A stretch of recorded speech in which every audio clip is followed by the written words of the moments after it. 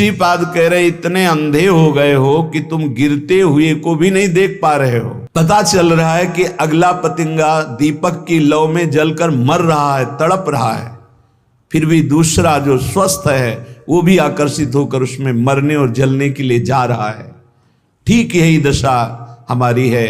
देख रहे हैं वो विषयों के भोग से कितना स्मृतिहीन, चिंता शोक भय से युक्त हो गया है। देख रहे हैं वो विषयों के भोग की लालसा से जेल गया, नरक गया, अमुक दुख भोग रहा है, फिर भी हम उसी की तरफ जा रहे हैं। देख रहे हैं कि इतने दिन भोगते होने पर भी कोई सुख नहीं, फिर भी उसी की तरफ जा रहे। धिक्कार है बुद्धि को।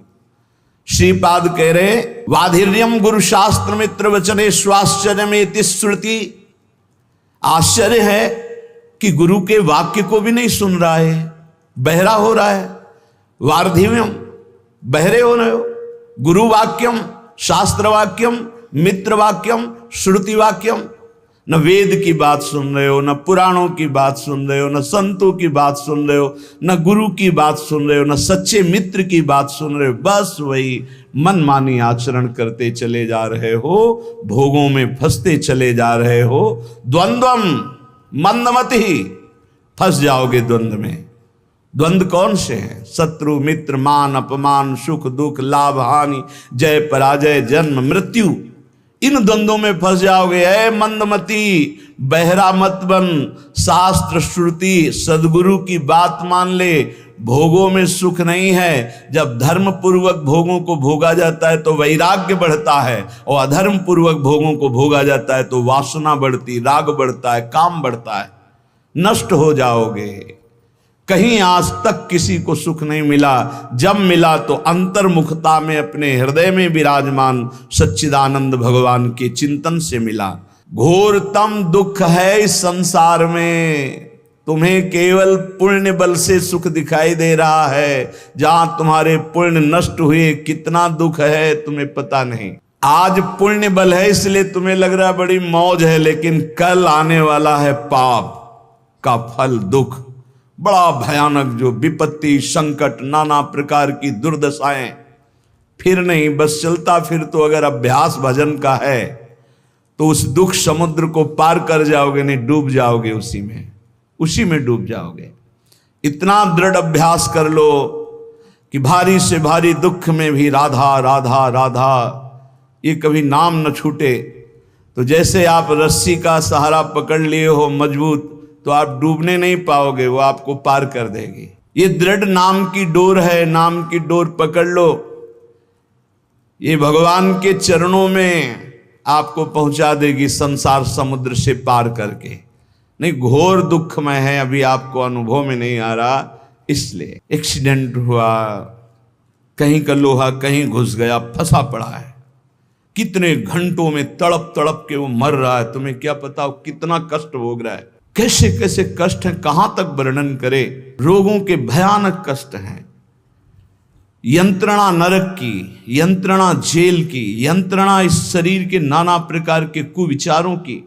बहुत दुख है। मलिन अंताकरण होने के कारण जो सुख समुद्र प्रभु उनसे विमुख होकर दुख की तरफ चल रहे हो। भाई दुख है, घोर घोर दुख। देखो महापुरुष कह रहे घोर दुख, हमें अच्छा दिखाई दे रहा है। यही हमारी बुद्धि भ्रमित कर रही। हमको अभी अपनी बुद्धि की बात न मानकर गुरुजनों की बात माननी होगी।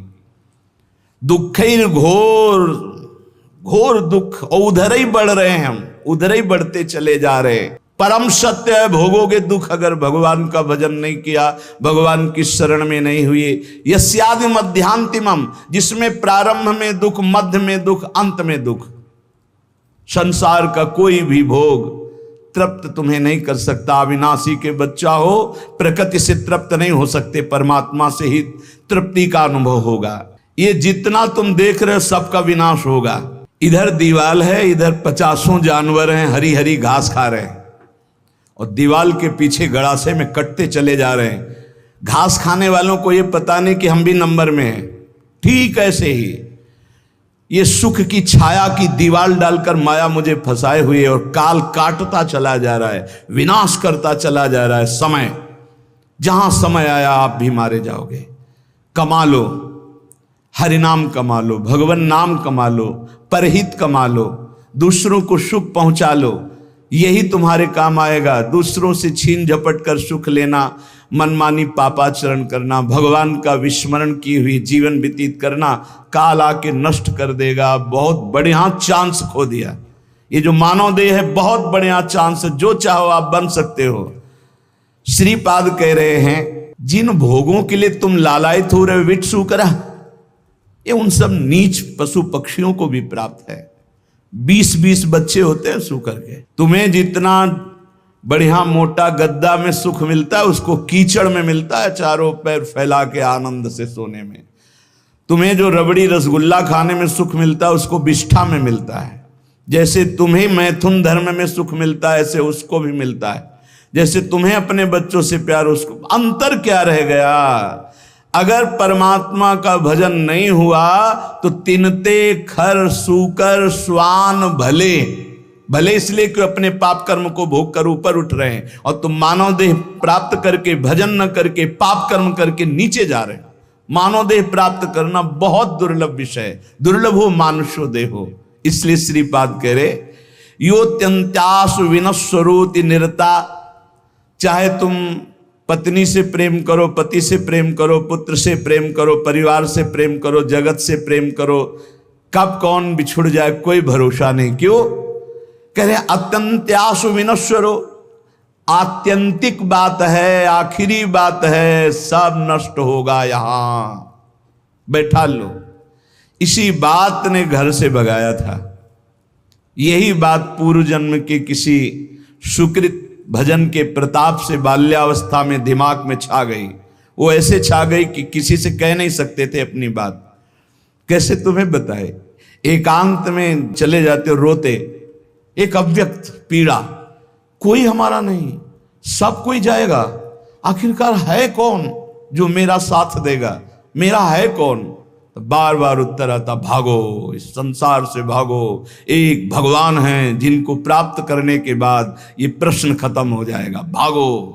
कोई ऐसा थोड़ी कि समस्या, कोई दुख, कोई घटना, 13 वर्ष की अवस्था में क्या समस्या, क्या घटना? उस समय तो माता पिता के द्वारा पोषित स्कूल का सेवन करने वाले विद्यार्थी, उस समय यही सब मरेंगे, सब नष्ट होगा, और सब मर गए।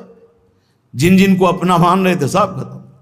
अगर प्रभु की शरण में ना हो तो यहां जिस जिस को अपना मान रहे हो सब छूट जाएगा। इस शरीर को अपना मान रहे हो वो भी छूट जाएगा। तो क्या करने आए हो? बोले सच्चिदानंद की प्राप्ति करने के लिए ये मानो साधन धाम मोक्ष कर द्वारा। देख कहां आसक्त है, जहां से मूत्र निकलता है, जहां से शौच निकलती है। वीण मूत्रादि मलम छरत्य विरलम द्वारेन मुहुर्वीक्षते। बहुत बुद्धिमान बनता है, बहुत अपने को विवेकवान समझता है। आखिरी सुख क्या है जहां तू आसक्त है? बोले जहां से वीणमूत्रादि मलम, जहां से मल निकलता है और पेशाब निकलती है। शास्त्र है, इसको समझ लो। बहरे हो रहे हो, गुरु की बात नहीं सुनते। बाधिर्यम गुरु शास्त्र मित्र वचने स्वाश्चर्य में श्रुति। न वेद की बात सुनते हो, न गुरु की बात सुनते हो, न शास्त्र की, न परम हितैषी मित्र की। क्या तुम्हारी दुर्दशा है जो तुम मनमानी चल रहे हो? जितना देख रहे हो सब विनाशवान। तुम्हारा आखिरी सुख कहां है? बोले विट सुकरा। ये जो लंपटता का सुख है, मैथुन का सुख है, ये तो सुअर कुत्ता गधा पशु पक्षी सब भोग रहे हैं। तुम मनुष्य हो। विचार करके देखो कौन सा आखिरी सुख तुम्हारे दिमाग में नाच रहा है। बोले वही मलमूत्र का द्वार। वीणमूत्रादि मलम छरत्यविरम, जहां से निरंतर दुर्गंध गंदगी निकलती रहती है। द्वारे मुहुर्वीक्षते, क्या तू नहीं देख पा रहा है? तादृग भोग महास्पृहम, उन द्वारों को भोगने की स्पृहा लग रहा है मनुष्य देह में कि मैं भोग लूंगा तो अमृत पद को प्राप्त हो जाऊंगा, मैं तृप्त हो जाऊंगा। कुविषयों में माम त्राहे माम वृंदाटवी, हे मेरी मां वृंदावन, वृंदाटवी मुझे बचा लो। ऐसी कुबुद्धि से बचा लो। उपाय बता रहे हैं श्रीपाद, यदि ऐसी बुद्धि है तो भगवान को पुकारो। त्राहिमाम शरणागत प्रतिपाल, हे वृंदावन धाम, हे राधा नाम, हे किशोरी किशोरजू, हमारी बुद्धि को शुद्ध करो और हम धर्म पूर्वक विषयों का सेवन करते हुए आपकी आराधना करें। श्रीपाद कह रहे एक केवल सामर्थ्य है प्रेम में जो इन सब से बचा लेगी। वो प्रेम जब प्रियालाल के चरणों में होता है तो बिना प्रयास के घृणा पैदा हो जाती है संपूर्ण संसार के भोगों की। ब्रह्मादिक के भोग सब विषम लागत ताहि, नारायण ब्रज चंद की लगन लगी है जाए। श्री तुकाराम जी के महाराज की स्थिति ये देख के कि कई कई दिन भोजन नहीं मिलता तो वीर शिवाजी, छत्रपति शिवाजी बड़े रत्न भोजन सामग्री सब वापस कर दिया। मैं विट्ठल के जिलाए जीता हूं, मैं किसी और के। जबकि महाभागवत श्री छत्रपति शिवाजी समर्थ स्वामी रामदास जी के शिष्य महाभागवत और बराबर आया करते थे तुकाराम जी से सत्संग करने, कीर्तन सुनने, नहीं स्वीकार किया। कंचन त्यागी। आपने देखा आपकी धर्म पत्नी भी थी, वो प्रायः इसी बात से दुखी थी कि वो कभी वार्ता ही नहीं करते थे, हर समय राम कृष्ण हरि विठ्ठल। कल प्रसंग में सुना कि एक सुंदरी स्त्री नवयुवती जब देखती कि भंडारा पर्वत की तरफ एकांत में जाते हैं, उनका बहुत सुंदर लावण्य श्री तुकाराम जी का, क्योंकि हर समय प्रभु में उन्मत्त रहते तो जो भगवान का चिंतन करते उनमें एक आकर्षण पैदा होता है। जैसे समस्त आकर्षणों का केंद्र कृष्ण है, आकर्षित, तो ऐसे ही कृष्ण सुमिरन, राम सुमिरन, हरि सुमिरन, तो वो भगवान का आकर्षण प्रकट होता है। तो हर जीव जो देखता है उनकी तरफ लुभायमान हो जाता है। बहुत भी पापी ही हो तो वो राग न करके द्वेष कर बैठेगा, वो निंदा करने लगेगा। निंदा करना भी एक प्रियता का आंतरिक लक्षण है कि जैसे हम किसी वस्तु को पाना चाहते हैं, नहीं पा पा रहे तो हम उसकी निंदा करने लगते हैं, पर उसका महत्व है, उसकी प्रियता है, ये आंतरिक चिंतन का विषय है। अगर राग नहीं होगा तो द्वेष हो ही नहीं सकता। जब उस वस्तु पर महत्व होता है, हम प्राप्त नहीं कर पाते तो वो कुछ ऐसे लोग होते हैं जो द्वेष करते पर उनके अंदर भी निगेटिव प्रियता रहती है। वो एक जो विचारवान हो जान रहे कि हमें प्यार करता है पर प्यार करने का ढंग नहीं आता, इसलिए ऐसे प्यार करता है। वो तुकाराम जी के पास एकांत में गए, भंडारा पर्वत पर, मुस्कुराना, आकर्षण करना, काम चेष्टाओं की वृत्तियां प्रकट करना। हम ऐसे वैसे नहीं, हम विष्णुदास हैं, हरिदास हैं। ए माई, तू रुक्मिणी माई के समान मेरी पूज है, माता है। विठ्ठल भगवान के वामांग में जो विराजमान रुक्मिणी माई है, रखुमाई समान, रखुमाई रुक्मिणी माता। मेरी दोष दृष्टि कभी तुम्हारे प्रति है माता कभी नहीं हो सकती, क्योंकि मैं देखता हूं कि साक्षात भगवान की अर्धांगिनी महालक्ष्मी स्वरूपा वही आप हो। रुक्मिणी माई के समान मैं तुम्हें देख, तुम्हारी ये चेष्टाएं मेरे ऊपर कोई प्रभाव नहीं डाल पाएंगी। व्यर्थ में समय नष्ट मत कीजिए। मैं हरिदास हूं, मैं कोई ऐसा वैसा नहीं हूं। तुम्हारा ये पतन करने की चेष्टा मुझे लुभायमान नहीं कर सकती। जाओ, अगर तुम्हें पुरुष ही चाहिए तो संसार में बहुत पुरुष हैं, मैं हरिदास हूं तो मुझे लुभायमान नहीं कर सकती। तुकाराम जी की बात सुनकर वो शर्माई, सकुचा गई। तो उनका तुम्हारी चरण वंदना करता हूं, आप निर्भय और निश्चिंत होकर जाओ।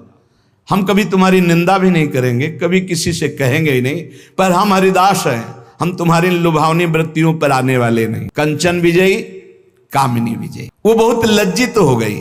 आपको कोई गर्व नहीं है कि मैं ऐसा नहीं, मैं हरिदास हूं, इसलिए मेरे में हरि कृपा है, तो मुझे हरि बचा रहे हैं।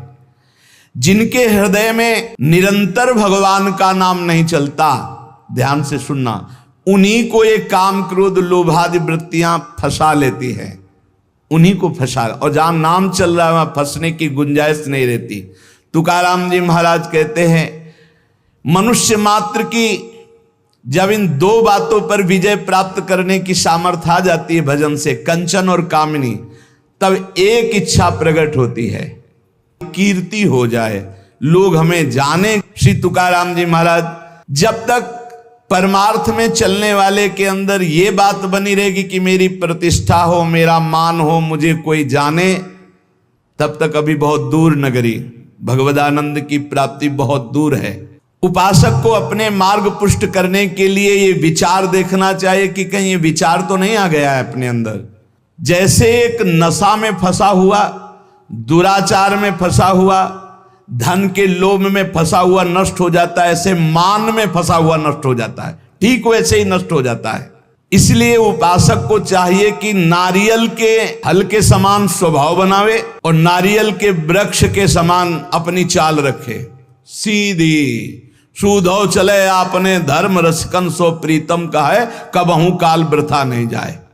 सूधो चले आपने धर्म, बिल्कुल अपना जो मार्ग है उसी पे, और रसिकन सो प्रीतम का है, अपना प्यार कहां हो, अपना प्रीतम कौन हो, रसिक महापुरुष हो। कबहू काल वृथा नहीं जाए, एक सेकेंड भी नाम न छूटने पावे। और नारियल फल जैसा ऊपर देखो जूट, अंदर बहुत कठोर खप्पर और उसके अंदर बहुत कोमल, ऐसा स्वभाव साधक का होना चाहिए। ऊपर से देखकर लगे कि बहुत झाखर है, रजना बिल्कुल फंस जाओगे तो बहुत ऐसा लगे कड़ुआ स्वभाव है, लेकिन अंदर बहुत हृदय शीतल। ये रखना पड़ेगा।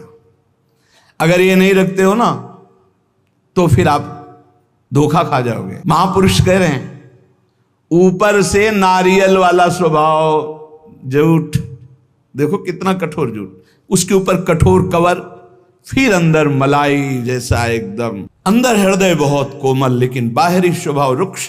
रुक्ष का मतलब किसी को गाली देना नहीं, बाहरी दिखाई दे सरस नहीं है, ऐसा दिखाई देना। महापुरुषों को देखो, रस के समुद्र हैं, आप प्रणाम करो, नमस्कार, मौज आवे तो भले, नहीं तो देखेंगे नहीं, बोलेंगे नहीं, श्री हरिवंश बोलेंगे नहीं, प्रणाम मतलब ही नहीं, ग्रीवा झुकी अपने आप चले जा रहे हैं। जिसको प्रणाम कर रहे हो तुम्हें फल दे रहा है, वो अव्यक्त परमात्मा सर्वत्र व्याप्त है, उसी की दंडवत है वो प्रणाम नमस्कार। सत्य और असत्य इसका जिसको ज्ञान है वो कभी अपनी मान प्रतिष्ठा शरीर की स्वीकार ही नहीं करता है। निसंग जो बना रहता है और जिसमें किसी तरह का संकोच न हो, कभी कभी संकोच में साधक मारा जाता है, अपनी बात कहना चाहता है पर बहुत हृदय कोमल है। ये हमारी प्रार्थना है कि ऐसे साधक, ऐसे संतों से बहुत संभल कर व्यवहार करना चाहिए, जिनका बड़ा संकोची स्वभाव, उससे हमारी हानि हो जाती है। वो कहना चाहते हैं पर संकोच के कारण कह नहीं पाते। यदि किसी से खबर दे दे, किसी से सूचना मिल जाए, हमको ठीक वैसे चल देना चाहिए। ये नहीं कि डायरेक्ट वो हमसे बात करें, क्योंकि हमने देखा है महापुरुषों का बड़ा संकोची स्वभाव होता है। मैं सीधे कहूं इसे दुख ना पहुंच जाए, या आप बोल देना ना, समझो आप वो कितना संकोच में है कि वो आपसे सीधे ना बोलकर किसी से कहला रहे हैं।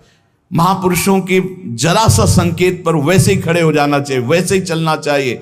ये नहीं सोचना चाहिए उन्होंने तो नहीं कहा डायरेक्ट हमें, नहीं, बहुत संकोची स्वभाव होता है। जब संतों की सेवा करे तो फिर पता चलता है कितना संकोची। और एक स्वभाव और होता है, बहुत ही निरपेक्ष उदासीन। अगर संकोच वाली बात नहीं माने तो फिर जो उनका स्वरूप आएगा वो आप सह नहीं पाएंगे। दोनों हमने देखे, 1 2 3, यहां तक तो संकोच चलेगा, इसके बाद जो अपने स्वरूप में आए तो आप सह नहीं पाओगे। इसलिए पहला संकेत समझ लेना चाहिए। महापुरुषों का पहला संकेत, उनकी रुचि क्या है, उनकी रुचि में रुचि मिला दे तो मान, कामिनी, कंचन सबसे बचा लेते हैं।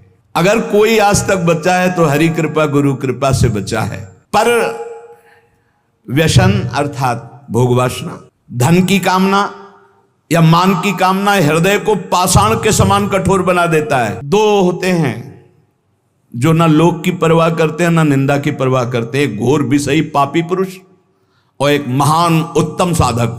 2 होते हैं। पापी पुरुष भी किसी की परवाह नहीं करता, समाज देख रहा है कि नहीं देख रहा, क्या करेगा समाज, क्या, कुछ नहीं देखता, वो जो वासना है वो कर बैठता है। साधक उत्तम उपाय वाला जो भगवत मार्ग में चला, वो भी ये नहीं देखता कि अब हमारी निंदा हो रही, की स्तुति हो रही, संसार क्या कह रहा है, लोक लज्जा है, क्या है, कुछ नहीं देखता। एक घोर दुर्गति को प्राप्त होता है, एक महान सदगति को प्राप्त होता है।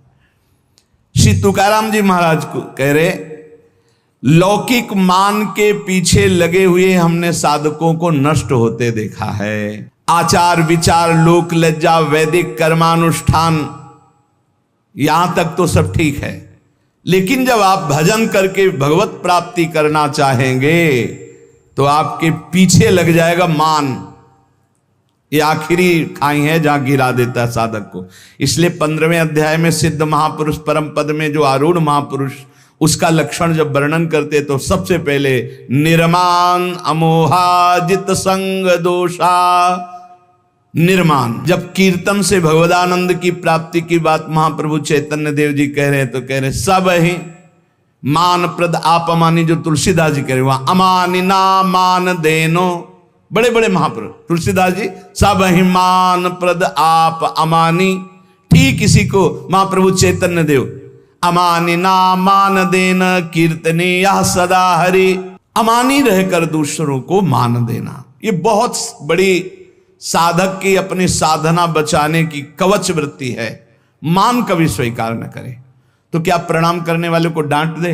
नहीं, वो प्रणाम कर रहा अपने भाव से, आप प्रणाम करो अपने भाव से। मेरे प्रभु शम में विराजमान नाथ आपकी जय हो, प्रभु आपकी जय हो। अंदर से बिल्कुल ये स्वीकार न करना कि मेरे को प्रणाम किया जा रहा है। ये अंदर की बात है, बाहर नाटक करने की जरूरत। कुछ साधक ना समझने के कारण दंडवत प्रणाम जो करता है उसको डांटने लगते हैं, झिड़कने लगते हैं। ऐसा नहीं करना चाहिए, ऐसा नहीं। उसकी श्रद्धा है, वो साष्टांग दंडवत कर रहा है, लेकिन किसको? भगवत वेश को। ये वेश किसका है?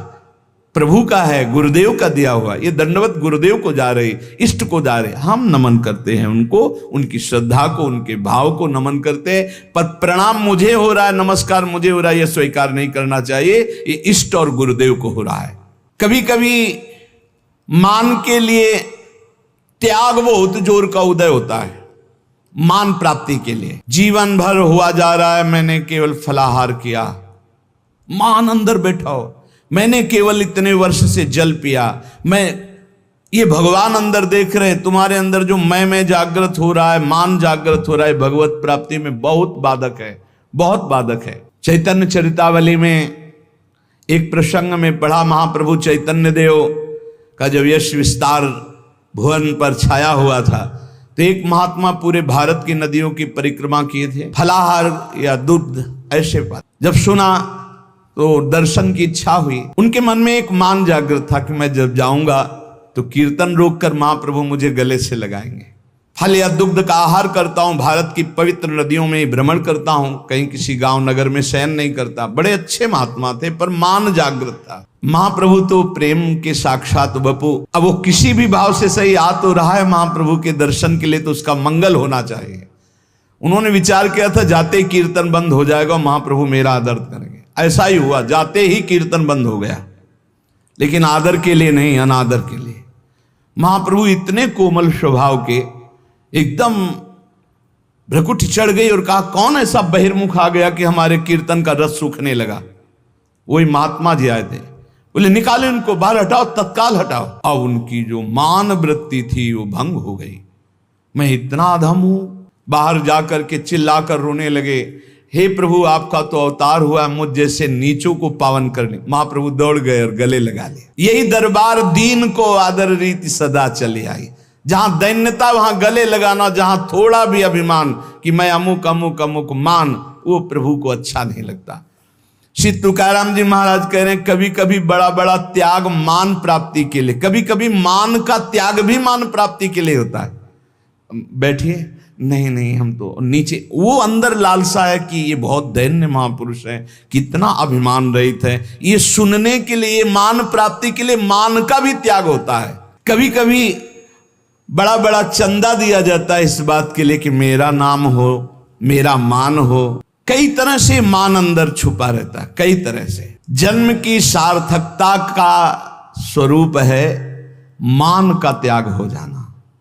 ये बड़ा सूक्ष्म विषय है, इसलिए प्राय संसारी आदमी तो कहते हैं यार नाम होगा, मान हो जाएगा, लेकिन भगवत प्राप्ति के मार्ग में ये मान भारी खाई आखिरी खाई। इस मान का त्याग करने के लिए अपने से बड़े महापुरुषों का संग होना चाहिए, रसिक महापुरुष गुरुजनों का संग होना चाहिए। जब उनके चरणों के पास बैठे तो अपना मान नष्ट हो जाता है, पक्का नष्ट हो जाता है। बिना किसी कारण के अकारण ही सोहनी पोछा रोज लगती है महापुरुषों के पास रहने से।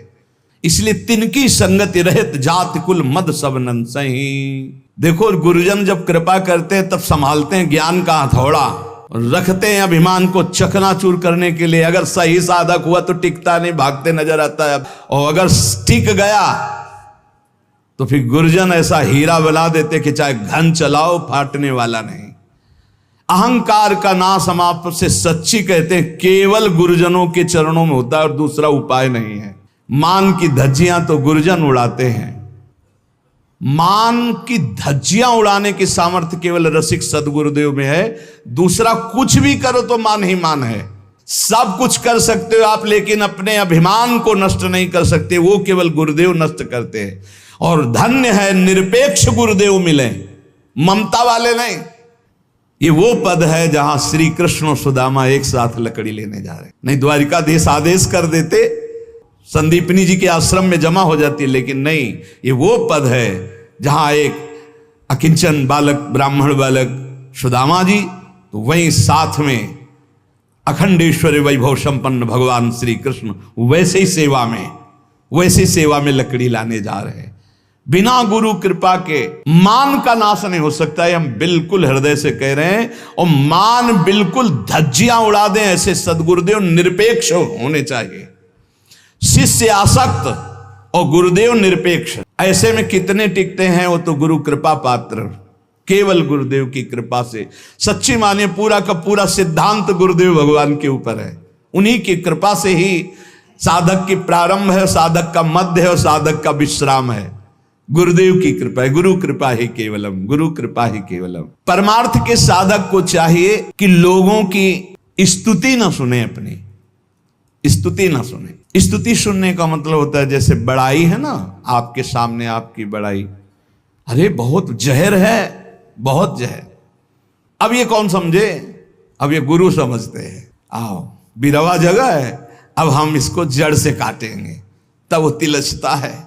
फिर वो सोचता कभी नहीं करूंगा अभिमान। इसलिए गुरु कृपा ही केवलम, मोक्ष मूलम गुरु कृपा। बलिहारी है जो अपने गुरुदेव के गले पड़ गए हैं। अब मारो या तारो, अब नाथ आपके सिवा कोई नहीं है। अब वो झिटिक रहे हैं, वो पीछे चल रहा है। सच्ची मानिए केवल गुरु कृपा है। बलिहारी है उन साधकों की जिन्होंने बात समझ ली, केवल गुरु कृपा है केवलम। गले पड़ गए गुरुदेव के कि अब हम तो कोई ठौर नहीं, कोई और नहीं महाराज। अब आप जैसा, ये श्री जी की कृपा से आती है आसक्ति, गुरु आसक्ति। बहुत मुश्किल है गुरुदेव भगवान में आसक्ति होना, अगर हो गई तो भगवान की प्राप्ति हो गई। श्री तुकाराम जी कह रहे हैं साधक को चाहिए कि लोगों की स्तुति के फेर में ना फंस जाए। द्रव्य के जोर बरब्बट आसन चाप सभा मधि बैठत, सेवक जी महाराज कह रहे हैं। रुपया आ गया, पैसा आ गया, भीड़ इकट्ठा हो गई, अपने को भगवान समझ लिए और गुरु के सामने आसन बांध करके ऐसे बैठते हैं। हम तुमसे कम है क्या?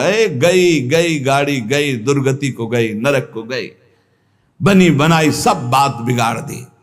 ये लोगों की, इसीलिए श्रीपाद कह रहे सम्मानम कल्याति घोर गरलम नीचापमानम सुधा।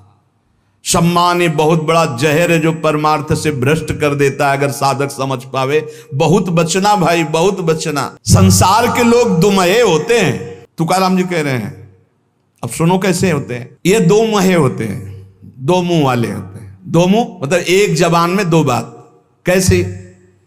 सत्संग कीजिए, कंठी तिलक लगाइए, नाम जप के बड़े भगत बनते हैं, उपवास करते हैं, तिलक न लगाइए, कंठी नहीं, बड़ा भागा है, कोई भगवान से मतलब नहीं। कैसे चले बताता हूं। बड़ा विचित्र संसार कह रहे दुमहा है। अगर वो संसार के किसी भी से कोई मतलब न रखकर एकांतिक सेवन करते हुए अपना सोचे कि जीवन में उद्धार कर लूं तो चैन नहीं, और अगर संसार में रत होकर के तो भी चैन। संसार क्या बोलेगा?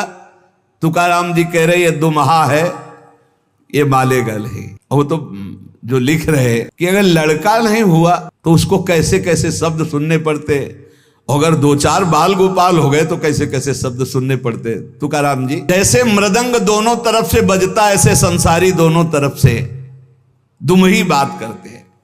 इसलिए हमारी प्रार्थना है कि साधक संसार की बात न सुने। अगर हरि मार्ग में, भजन मार्ग में आगे बढ़ना है तो इनकी बातें न सुनो। ये 2 मिनट भगवान कहेंगे, तुम्हें अवतार कहेंगे, तुम्हें सरकार कहेंगे, और 2 मिनट बाद सरकार के ऐसी जगह खड़े कर देंगे जहां से तुम भगवान का मार्ग पुनः कभी नहीं प्राप्त कर सकते। बहुत भ्रम पैदा हो जाएगा।